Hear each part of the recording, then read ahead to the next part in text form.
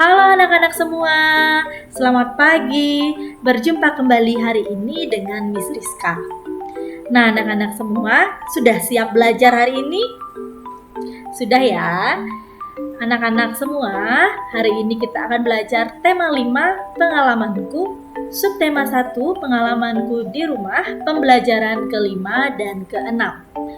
Anak-anak silakan siapkan buku modul tema 5-nya dan bukalah pada halaman 8. Di halaman 8 itu ada muatan bahasa Indonesia tentang menentukan makna kata pada puisi.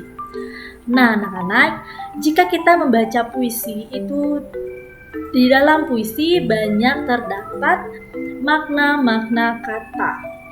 Nah, makna kata itu dapat kita cari pada kamus ya, pada Kamus Besar Bahasa Indonesia atau yang sering disingkat KBBI. Nanti jika Miss Rizka bertanya kepada anak-anak, apa itu kepanjangan dari KBBI? Anak-anak menjawab, KBBI adalah Kamus Besar Bahasa Indonesia. Di dalam Kamus Besar Bahasa Indonesia itu seperti yang ada di gambar ini, di dalamnya terdapat banyak sekali makna-makna kata.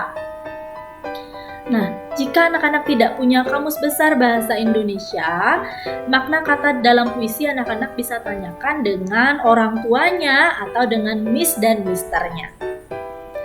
Oke, anak-anak, coba lihat di puisi di atas Miss Rizka ini. Ada puisi yang berjudul Alam Indah karya Regina. Kita baca bersama-sama ya. Miss Rizka membaca menggunakan buku modulnya. Alam Indah karya Regina. Alam membentang dengan megah. Hijaunya sawah bagai permata. Putihnya langit bagai mutiara. Semua itu karya indah dari Sang Pencipta. Alamku, semoga engkau selalu terjaga oleh tangan para manusia. Semoga kami selalu bersyukur akan anugerah dari Yang Kuasa.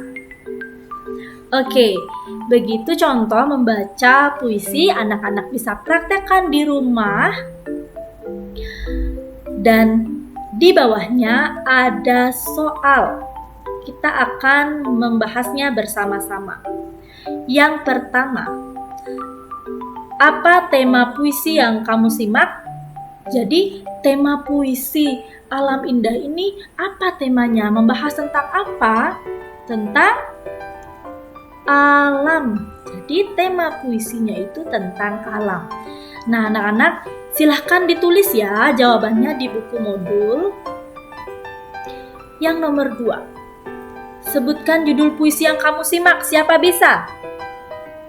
Ya, benar. Alam Indah. Yang nomor 3.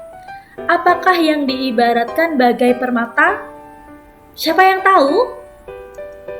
Ya, hijaunya sawah. Yang nomor 4. Apakah yang diibaratkan bagai mutiara? Apa, ayo? Ya, bagus sekali. Putihnya langit. Yang terakhir, siapakah pencipta dari puisi yang berjudul Alam Indah?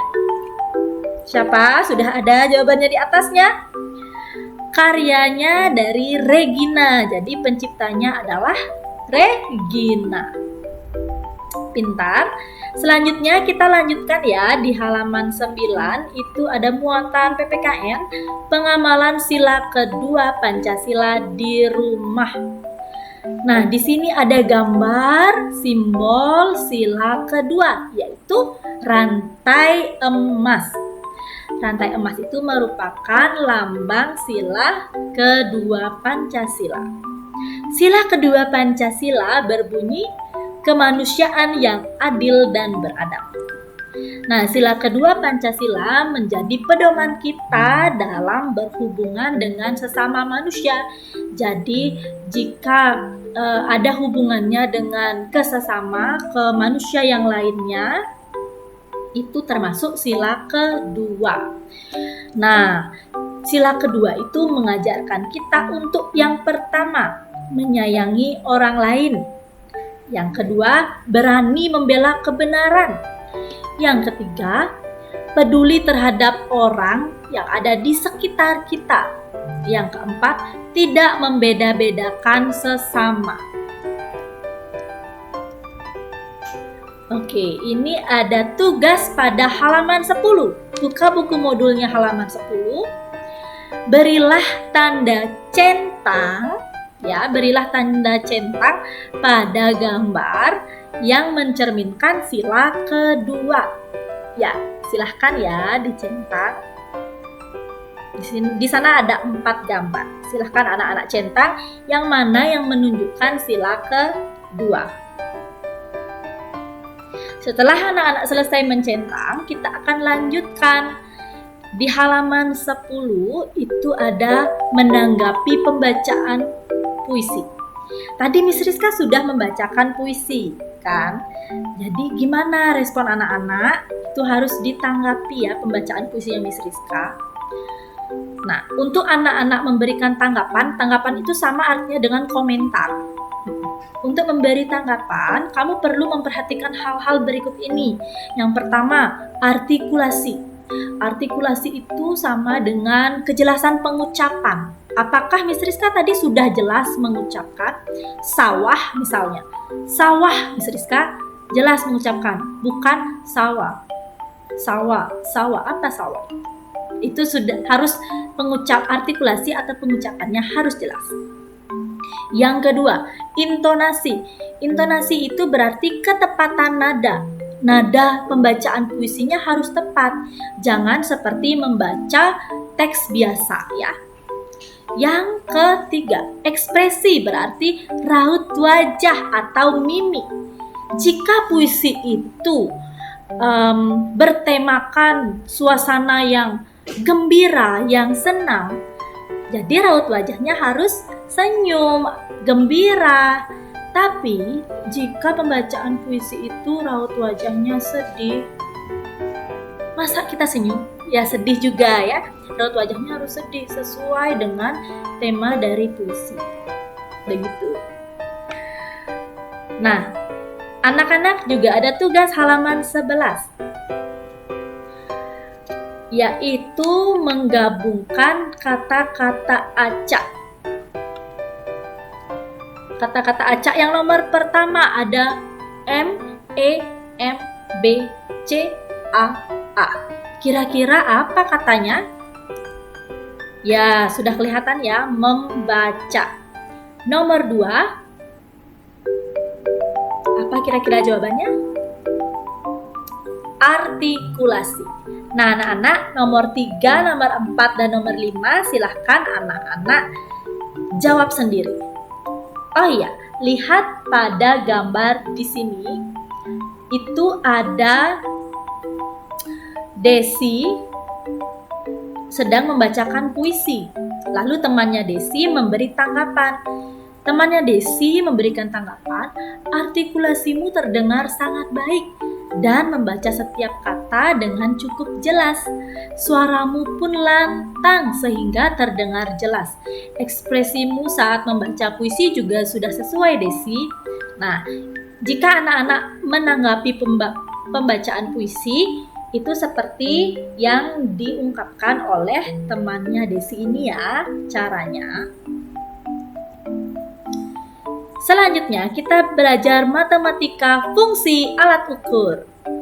Nah, anak-anak di sini ada 4 alat ukur. Yang pertama penggaris, yang kedua meteran kain, yang ketiga meteran roll kecil, dan yang keempat meteran roll besar. Penggaris digunakan untuk mengukur benda yang lebih pendek atau yang pendek-pendek aja. Misalnya panjang buku, panjang penghapus, atau kotak pensil. Yang kedua, meteran kain, sering disebut juga meteran pita. Meteran kain itu digunakan untuk mengukur panjang kain atau pakaian. Yang ketiga, meteran roll kecil. Nah, pernah kan anak-anak melihat meteran roll kecil ini? Meteran roll kecil digunakan untuk mengukur panjang kayu, pintu, atau jendela. Yang terakhir, meteran roll besar. Nah, meteran roll besar ini sangat panjang. Nah, meteran roll besar itu untuk mengukur panjang tanah atau lapangan.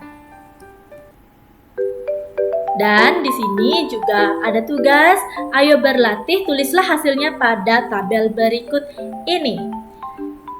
Yang pertama, benda yang anak-anak harus menentukan benda. Miss Rizka menentukan bendanya meja. Meja itu alat ukur yang digunakan apa? Meteran roll kecil. Yang kedua, buku. Alat ukur yang digunakan penggaris. Nah, anak-anak bisa lanjutkan nomor 3, 4, 5, 6, dan 7. Tulislah di buku modul anak-anak. Oke. Nah, itu saja pembelajaran hari ini. Silahkan dikerjakan. Semangat! Jangan patah semangat, semangatlah belajar. Kerjakan tugasnya, jangan ditunda-tunda, nanti tugasnya menumpuk. Oke? Jika bingung, bisa tanyakan Miss Rizka dan Miss Ulan. Bye-bye anak-anak, sampai jumpa pada pertemuan berikutnya.